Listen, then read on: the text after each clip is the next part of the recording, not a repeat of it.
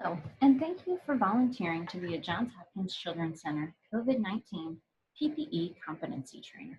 My name is Taylor, and I'm with HEIC. Today, we will be going over the basic things you will need to be a PPE competency trainer.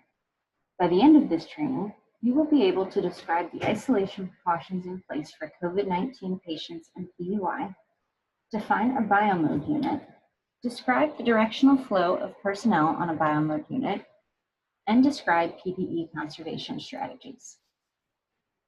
Additionally, you will be able to identify equipment required for donning and doffing and demonstrate safe and proper donning and doffing techniques for COVID-19 PPE. Finally, you will be able to identify and mitigate common errors during PPE procedures during a simulation. There are several modes of transmission for COVID-19, including direct contact with respiratory droplets, indirect contact with a contaminated surface, or inhalation of infectious particles.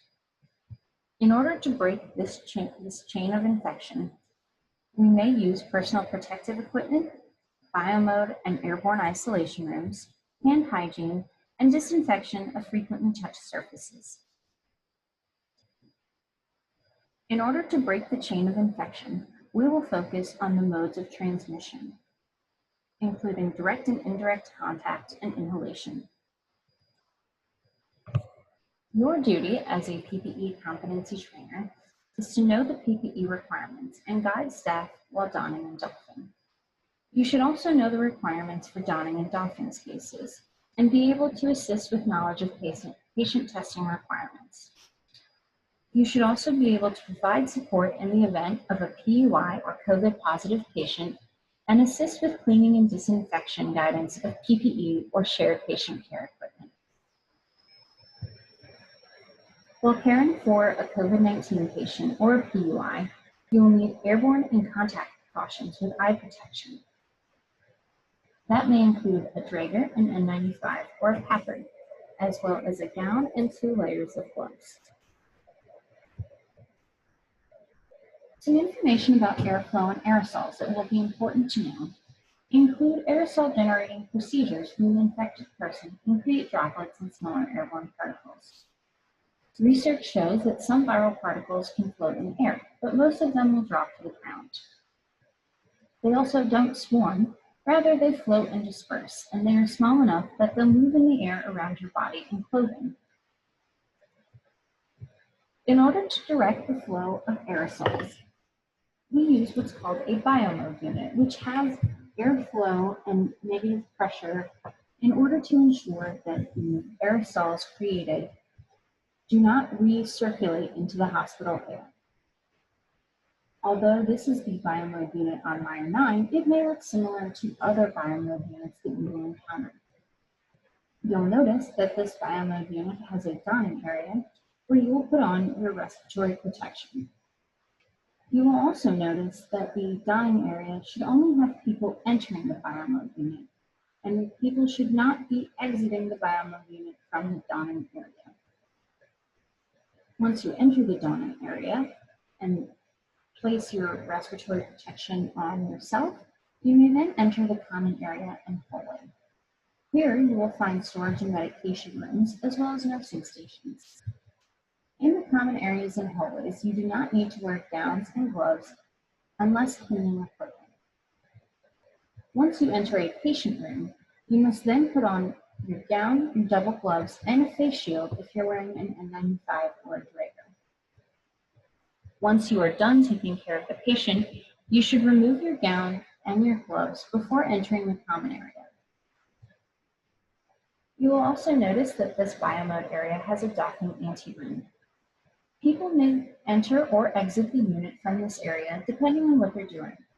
You'll notice that there are patient transport elevators in this scenario, and that is so that patients may move into and off of the unit through a doffing space which is considered warm or contaminated.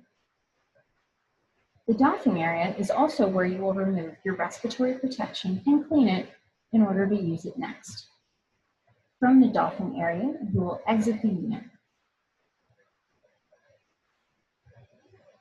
Your dining room setup should include tables or carts where you can place your PPE, as well as hooks for hanging your PAPR hoods, alcohol-based hand sanitizer like Purell, and signage or resources to reference while donning. Here's an example of what your dining room might look like. Your doffing room setup should include a dirty table as well as a hospital-approved disinfectant, a clean table where you can place your disinfected equipment, alcohol-based hand sanitizer, trash can, and signage and resources. Here's an example of what your doffing room might look like. Now we will discuss personal protective equipment.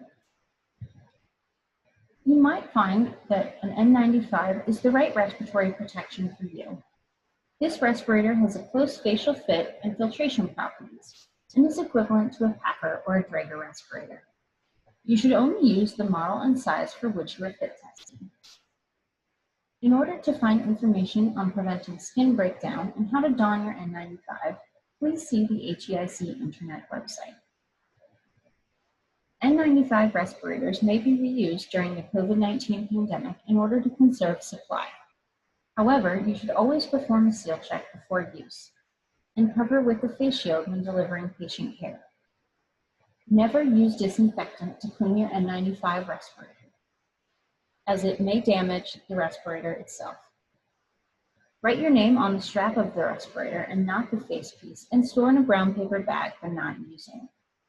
If your respirator becomes damaged, wet, or soiled, please discard it and get a replacement. You may also use a powered air purifying respirator or a PAPR. These are battery-operated blowers that pass air through a HEPA filter and then deliver that air via a hose into a hood, creating a flow of air across the user's face. There are multiple models with slightly different appearances across Johns Hopkins Hospital. These models may not necessarily seal to your face, but as long as you feel air moving around your face and exiting, then you are safe. Batteries must be charged prior to use and last for 4 to 6 hours. The protection is equivalent to all other respirators. However, a surgical mask must be worn under the hood in the OR and procedural areas in order to protect the sterile field. During the pandemic, hoods may be reused after meticulous cleaning and may be individual or communal. To clean your PAPR, you'll want to clean the inside of a communal hood first, and then the outside. Do not remove the battery during cleaning, as this may cause damage to the charging portions of the battery. If using a red washcloth and KVQ solution, use the 4-fold method and do not oversaturate the cloth, as it can cause damage to the equipment. The final option for respiratory protection is called a Draeger. A fit-tested Draeger respirator is equivalent to PAPRs and N95s. You should only use the model and size for which you are fit testing. A surgical mask must be worn over the exhalation valve in the OR and procedural areas in order to protect the sterile field. Draeger respirators can be used after meticulous cleaning and may be individual or communal.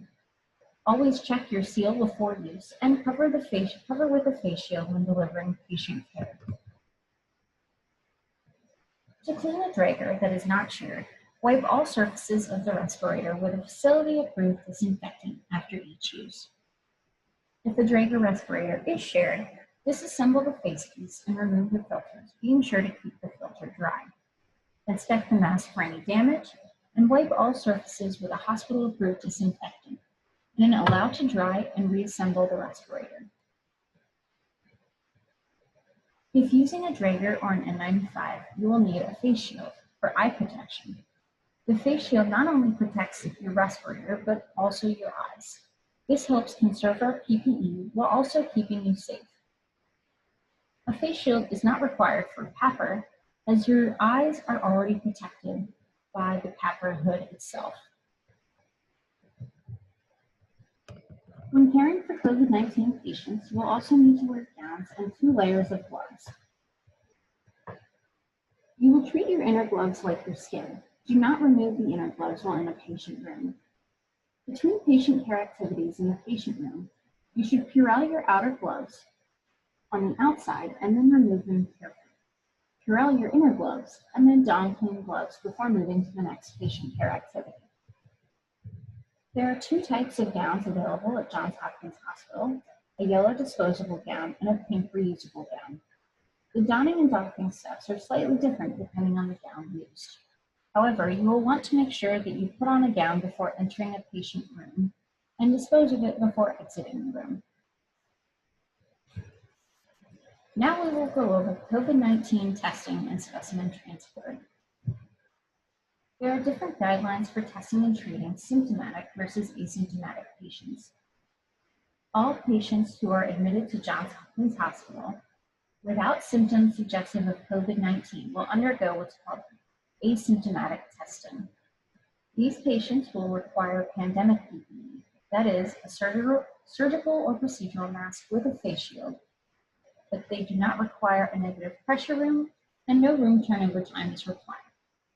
For aerosol generating procedures, including the COVID-19 test, use airborne and contact precautions with eye protection. For patients under investigations for COVID-19, or PUIs, you will want to make sure that you use airborne and contact precautions with eye protection. These patients do require a negative pressure room, and be sure that appropriate room turnover time is followed before admitting the next patient.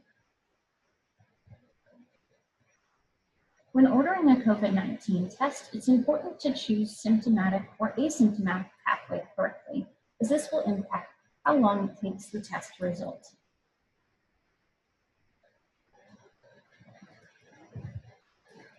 When transporting specimens from patients with suspected or confirmed COVID-19, you must double bag the specimens and hand walk them to the microlab. Do not send these specimens via the pneumatic tube. Now we will go over biomode unit operations. Waste and linens do not require special handling or double bagging. Linen chutes, however, are sealed off in biomode units. Linen staff will collect the soiled linen. Cleaning should be done using routine procedures. Staff, however, will wear airborne and contact PPE with eye protection until the room turnover time has elapsed. Environmental care staff may need additional assistance donning and doffing PPE. To avoid issues created from not being able to clean paper, avoid obtaining paper consents. Instead, see the HEIC intranet website for alternatives.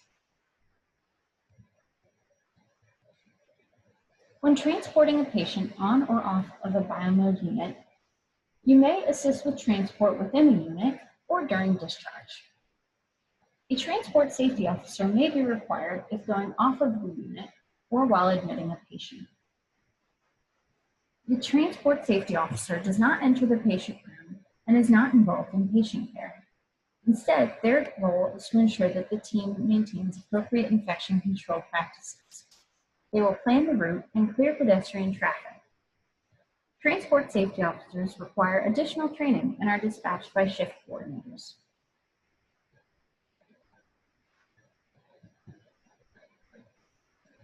As you embark on your journey as a PPE competency trainer, it's important to know your resources. You might find that the HEIC Safety Officer Handbook located on our intranet site is very useful as it contains all of the information needed to be a safety officer, as well as the biomode unit operations.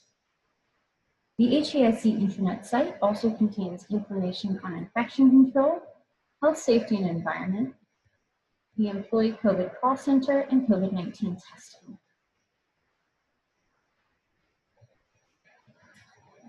Thank you for agreeing to be a Johns Hopkins Children's Center PPE competency trainer, and we are excited to have you.